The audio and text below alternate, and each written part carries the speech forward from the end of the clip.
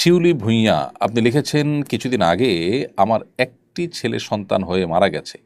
আমার শাশুড়ি বলছেন আমি নাকি আমার সন্তানকে মেরে ফেলেছি।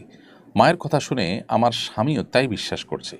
আমার শাশুড়ি মানুষের কাছে বলে বেড়াচ্ছেন আল্লাহ দিয়েছিলেন কিন্তু আমরা রাখতে পারিনি। এমত অবস্থা আমার করণীয় কি? খুবই খারাপ পরিস্থিতিতে আছি, আপনার পরামর্শ কামনা করছি। বোন শিউলি ভূঁইয়া, আপনার কষ্টটি কিছুটা হলেও আঁচ করতে পারছি। আমাদের সমাজে খুব ভয়ঙ্কর এক পরিস্থিতি এই জাতীয় ঘটনার ক্ষেত্রে ঘটে থাকে। একজন মা তিনি তার সন্তানের যতটা আপন, তার চাইতে তার দাদি কিংবা অন্য কেউ, এমনকি বাবাও ততটা আপন হতে পারেন না। সেখানে মাকেই যদি এভাবে ব্লেম করা হয়, সেটা আল্লাহর আরশ কেঁপে যাওয়ার মতো ঘটনা। হ্যাঁ, কোনো কোনো পাষাণ মাদের দ্বারা এই ধরনের ঘটনাও ঘটে না তা নয়, কিন্তু সেটা খুবই রেয়ার কেস। সাধারণত কোনো মা সন্তানকে মেরে ফেলেন না। বিশেষ করে এ জাতীয় ক্ষেত্রে আমাদের দেশে শাশুড়িরা, এমনকি শাশুড়িদের কথায় স্বামীরা অনেক সময় ভুল বোঝেন যে মা অসতর্ক ছিলেন, অসতর্কতার কারণে সন্তান মারা গেছেন। যদি অসতর্ক থেকেও থাকেন, তো মায়ের চাইতে কষ্ট তো কারোর হয়নি।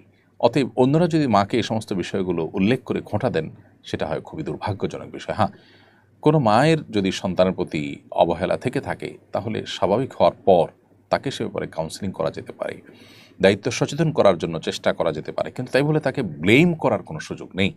এ ধরনের বিষয়গুলো ভয়ঙ্কর অপরাধ। অন্যের ব্যাপারে যখন মানুষ ব্লেম করে, মিথ্যা তহমত এবং অভিযোগ দেয়, সেটাকে আল্লাহ তাআলা বলেছেন তাহসাবুনাহু হাইয়্যিনা ওয়া হুয়া ইনদাল্লাহি আযীম। তোমরা এগুলোকে খুব ছোট মনে করো, তো আল্লাহর কাছে এটা অনেক বড় ব্যাপার, অনেক বড় ধরনের অপরাধ। এজন্য এই বিষয়গুলোতে আমাদের সর্বোচ্চ সতর্ক থাকতে হবে।